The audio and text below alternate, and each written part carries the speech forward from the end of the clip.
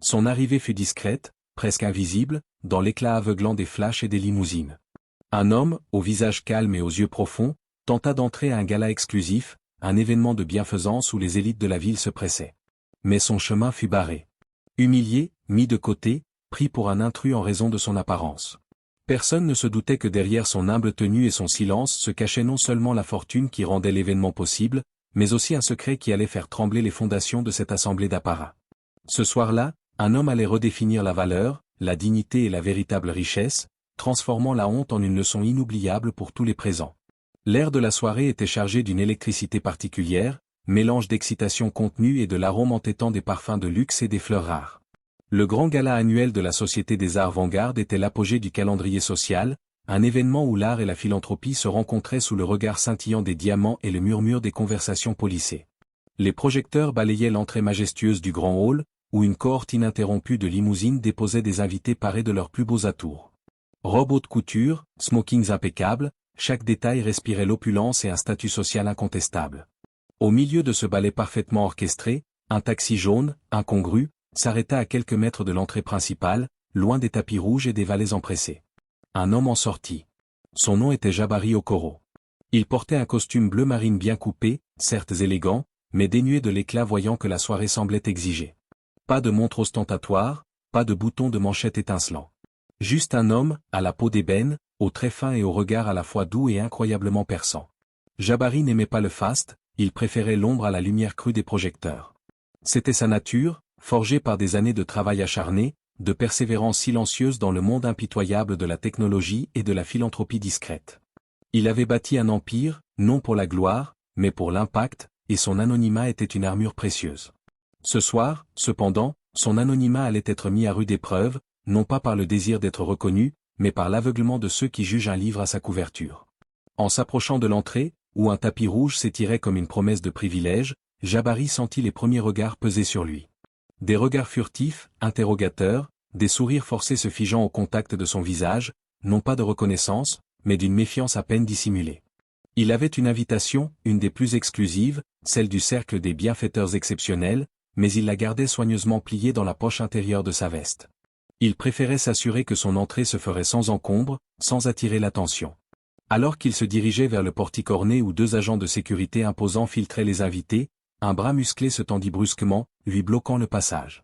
L'agent, un homme large aux cheveux gris coupés courts, au regard dur et à l'uniforme impeccable, s'appelait M. Sterling, chef de la sécurité pour l'événement. Son ton était direct, tranchant, sans la moindre politesse réservée aux autres invités. « Excusez-moi, monsieur. Le personnel de service doit utiliser l'entrée arrière, lança Sterling, balayant Jabari du regard, ses yeux s'arrêtant un instant sur son costume simple, puis sur sa couleur de peau. Jabari fut traversé par une sensation familière, une piqûre persistante qu'il avait cru laisser derrière lui depuis des années. L'écho des préjugés, de l'hypothèse préconçue. Il respira profondément, calmement. « Je ne suis pas du personnel de service, monsieur. Je suis un invité. » Sterling haussa un sourcil épais, un rictus de doute se dessinant sur ses lèvres. « Un invité, dites-vous ? Je n'ai pas vu votre nom sur la liste prioritaire. Vous avez l'air un peu, déplacé. » Il laissa la phrase en suspens, mais le sous-entendu était clair comme de l'eau de roche pour Jabari et pour les quelques invités à proximité qui avaient remarqué l'échange. Des chuchotements s'élevèrent. « C'est un gala très exclusif, monsieur, » ajouta une femme au bras d'un homme élégant, sa voix perçante et pleine de suffisance. C'était Madame Albright, une mondaine connue pour son influence autant que pour son snobisme affiché. Elle le détailla de haut en bas avec un air de dégoût mal dissimulé. « Peut-être vous êtes-vous trompé d'adresse ? Il y a une fête de quartier plus loin. » Un rire sec lui échappa. Les mots de Madame Albright, percutants et délibérément condescendants, frappèrent Jabari plus fort que la rudesse de Sterling. Il sentit la colère monter en lui, une chaleur brûlante, mais il refusa de se laisser emporter. Il avait trop appris à contrôler ses émotions, à ne pas donner de prise à ceux qui cherchaient à le rabaisser. « J'ai une invitation, répéta-t-il, sa voix stable, posée, malgré la tension intérieure. Il commença à fouiller dans sa veste pour la sortir. Sterling, cependant, n'attendit pas. Il fit un pas en avant, se plaçant juste devant Jabari. « Inutile de me montrer un bout de papier photocopié, monsieur. Nous avons des protocoles. On voit votre type souvent. Ils essaient de se faufiler pour profiter du buffet. Ou pire. » Son ton était devenu franchement menaçant, son corps imposant créant une barrière infranchissable. L'humiliation publique était totale. Des regards curieux se posaient sur eux, certains amusés, d'autres gênés, mais personne n'intervenait. Jabari sentit le poids de tous ses yeux, l'étiquette invisible de l'intrus ou du criminel potentiel qu'on lui collait sur le front. C'était une scène qu'il avait vécue des années auparavant, dans une autre vie, quand il n'était qu'un jeune homme de banlieue essayant de trouver sa place. Le souvenir le glaça, le ramenant à une époque où chaque pas était un combat. « Je vous assure que je suis invité », insista Jabari, sa voix un peu plus forte cette fois, une pointe d'insistance qui, aux oreilles de Sterling, sonnait comme de l'insolence. Il réussit à sortir l'invitation, un carton épais, rehaussé d'un sceau doré, d'une élégance incontestable. Il tendit la carte à Sterling, dont les yeux balayèrent le nom Monsieur J. Okoro mais sans vraiment le lire, focalisé sur la couleur de la peau de celui qui le lui tendait. « Ce n'est pas suffisant », rétorqua Sterling, repoussant la main de Jabari d'un geste dédaigneux. « De nos jours, on peut fabriquer n'importe quelle contrefaçon. Je vais vous demander de quitter les lieux immédiatement. Sinon, je serai obligé d'appeler la police pour intrusion. » Les paroles de Sterling résonnèrent dans le silence tendu qui s'était installé. La menace était claire. La réputation de Jabari, tout ce qu'il avait construit avec tant de soin et de discrétion, risquait d'être entaché par une accusation infondée. L'image du PDG discret, du philanthrope généreux, risquait de voler en éclats devant une foule de mondains avides de scandale. Il se sentait piégé, pris dans une toile de préjugés qu'il ne pouvait défaire avec de simples mots. C'est à ce moment précis, alors que la tension était à son comble et que Jabari envisageait sérieusement de s'en aller, de laisser tomber le gala, l'œuvre d'art, et son engagement, qu'une voix puissante et féminine fendit l'air. « Sterling, qu'est-ce que c'est que ce scandale à l'entrée ?» La foule se sépara comme la mer Rouge, révélant Madame Geneviève Dubois, la présidente du conseil d'administration de la Société des Arts Vanguard. Une femme d'une soixantaine d'années, à la silhouette élancée, aux cheveux d'argent impeccablement coiffés, et au regard d'acier qui ne laissait rien passer. Elle se dirigeait vers eux d'un pas rapide, son visage habituellement souriant et accueillant, plissé d'une profonde consternation. « Madame Dubois, tout est sous contrôle », commença Sterling, essayant de paraître maître de la situation. « Nous avons un individu qui tente de s'introduire sans invitation valide. » Mais Geneviève Dubois ne le regardait déjà plus. Ses yeux, d'un bleu perçant, s'étaient posés sur Jabari. Un instant, une étincelle de reconnaissance jaillit, suivie d'une horreur croissante. Elle avait rencontré Jabari plusieurs fois, toujours en privé, toujours dans un cadre discret, pour discuter de son soutien financier colossal à la Société des Arts Vanguard. Il était, après tout, l'énigmatique bienfaiteur anonyme dont la générosité sans précédent allait permettre la construction d'une nouvelle aile révolutionnaire pour le musée. « Monsieur Okoro ?» Sa voix trembla légèrement, non pas de peur, mais d'une immense gêne. Elle tendit la main vers lui, ignorant complètement Sterling et Madame Albright. « Qu'est-ce qui se passe ici? Pourquoi êtes-vous retenu ?» Jabari offrit un sourire doux, teinté d'une pointe d'amertume. « Il semble qu'il y ait eu un malentendu, Madame Dubois. Monsieur Sterling et Madame Albright pensent que je suis ici pour m'introduire ou pour servir des cocktails. » Le visage de Geneviève Dubois passa par une série d'expressions choc, incrédulité, puis une fureur froide et silencieuse. Elle se tourna lentement vers Sterling, son regard si intense qu'il semblait pouvoir le transpercer. « Monsieur Sterling, savez-vous qui est Monsieur Okoro ?» Sa voix était basse, mais elle portait le poids d'une autorité incontestable. Sterling, visiblement décontenancé par le changement d'attitude de sa supérieure, bafouilla. Un invité qui n'avait pas l'air. Monsieur Okoro est non seulement un de nos invités les plus distingués, coupa Geneviève, mais il est aussi le PDG de la Fondation Okoro, l'un des plus grands innovateurs technologiques de notre temps, et surtout sa voix s'éleva, portant au-delà du murmure de la foule maintenant complètement silencieuse et attentive, il est notre généreux bienfaiteur anonyme. L'homme dont la contribution de plusieurs millions de dollars est à l'origine de la nouvelle aile Vanguard. Sans lui, ce gala, cette soirée, tout cela n'existerait pas. Un silence assourdissant tomba sur l'assemblée. Les yeux de tous les mondains présents s'écarquillèrent. Leur conversation s'était éteinte, remplacée par une stupéfaction généralisée. Madame Albright, qui avait été si prompte à le juger, sentit son sang se glacer dans ses veines.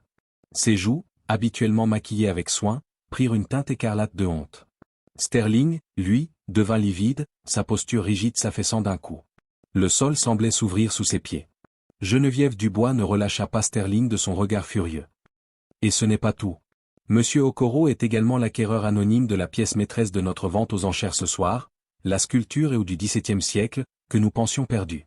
Une pièce qu'il a généreusement accepté de prêter à notre musée pour qu'elle puisse être exposée au public, avant de la rapatrier dans son pays d'origine. La révélation fut un coup de tonnerre. Les murmures reprirent, mais cette fois, ils étaient chargés d'admiration, de remords et de l'incrédulité la plus totale. L'homme qu'ils avaient traité de manière si ignoble n'était pas seulement un invité, mais le pilier invisible de leur institution, l'homme qui rendait possible leurs rêves les plus audacieux. Geneviève se tourna vers Jabari, l'air profondément mortifié. « Monsieur Okoro, je ne sais pas comment vous présenter mes excuses. C'est une humiliation inexcusable. Ces préjugés, je suis profondément honteuse au nom de la Société des Arts Vanguard. » Jabari posa une main rassurante sur le bras de Madame Dubois. Son regard balaya la foule, s'attardant un instant sur Sterling, le visage décomposé par la honte et la réalisation de son erreur monumentale, puis sur Madame Albright, qui détourna les yeux, incapable de soutenir son regard. Il ne se sentait ni triomphant, ni vindicatif, mais plutôt d'une tristesse profonde. « Madame Dubois, il n'y a pas lieu de vous excuser personnellement, commença Jabari, sa voix douce mais amplifiée par le silence respectueux qui s'était installé. Le problème n'est pas vous, ni même Monsieur Sterling ou Madame Albright spécifiquement. Le problème, c'est ce qui nous pousse tous, consciemment ou inconsciemment, à juger les autres sur des apparences, sur des stéréotypes, plutôt que sur la substance de leur être.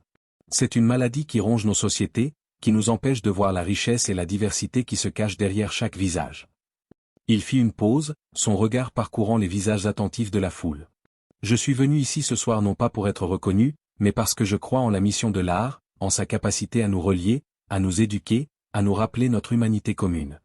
J'ai été banni de cette entrée, non pas parce que mon invitation était fausse, mais parce que la couleur de ma peau et la modestie de mon apparence ne correspondaient pas à l'idée préconçue que certains se faisaient d'un donateur exceptionnel ou d'un invité de marque. C'est une expérience que des millions de personnes vivent chaque jour, des expériences qui blessent, qui limitent, qui étouffent le potentiel. » Les mots de Jabari résonnaient dans le grand hall, non pas comme une accusation, mais comme une douloureuse vérité. Ils perçaient le vernis de la mondanité, atteignant les consciences. Des larmes commencèrent à briller dans les yeux de quelques personnes. D'autres baissèrent la tête, rongés par le remords, reconnaissant peut-être leurs propres préjugés passés. « Je n'ai pas demandé d'excuses, continua Jabari, mais je demande une chose à chacun de vous ce soir. Regardez au-delà de ce que vos yeux vous dictent. Cherchez la valeur, l'intelligence, la gentillesse, la contribution, dans chaque individu, quelle que soit sa race, son origine sociale ou sa tenue vestimentaire. C'est la seule façon de construire un monde où l'art et l'humanité peuvent réellement prospérer. » Sterling, les épaules affaissées, s'approcha de Jabari. « Monsieur Okoro, sa voix était rauque, brisée par l'émotion et la honte, je ne sais pas quoi dire. Je suis tellement désolé. Mon comportement était inexcusable. Je me suis trompé de la pire des manières. » Il avait les larmes aux yeux. Madame Albright, les joues toujours écarlates, s'approcha également, son attitude hautaine complètement brisée. « Monsieur Okoro, j'ai agi de façon épouvantable. Mon jugement était aveugle et cruel. Je vous demande pardon du fond du cœur. » Jabari leur adressa un léger hochement de tête, non pas un pardon absolu, mais une reconnaissance de leur remords, un premier pas. L'important n'est pas de ne jamais faire d'erreur, mais d'apprendre d'elle. L'incident, et surtout la réaction magnanime de Jabari, eut un impact profond. Le soir même, Sterling fut suspendu, puis finalement licencié, non pas sur l'insistance de Jabari, mais par la décision unanime du conseil d'administration, horrifié par le comportement de son chef de sécurité. Madame Albright, quant à elle, vit sa réputation de mondaine s'effondrer. Mais au-delà des conséquences personnelles, l'événement marqua un tournant pour la Société des Arts Vanguard. Geneviève Dubois, profondément affectée par l'incident, lança une initiative de diversité et inclusion sans précédent au sein de l'institution.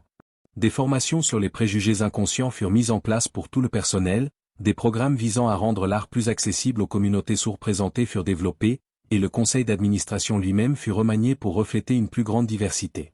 La nouvelle aile, financée par Jabari, fut renommée aile de l'unité et du dialogue, un testament à l'incident qui l'avait précédé. Jabari Okoro, fidèle à sa nature, ne chercha pas la publicité. Il continua son travail philanthropique dans l'ombre, mais cette nuit-là, sa dignité face à l'humiliation avait allumé une flamme. Une flamme qui éclairait les cœurs et les esprits, rappelant à tous qu'il est temps de regarder au-delà des apparences, car la véritable richesse de l'humanité réside dans sa diversité et la reconnaissance de la valeur inhérente à chaque être. L'homme refusé à la porte du gala avait, sans un mot de reproche, mais avec une force tranquille, ouvert les yeux de toute une élite.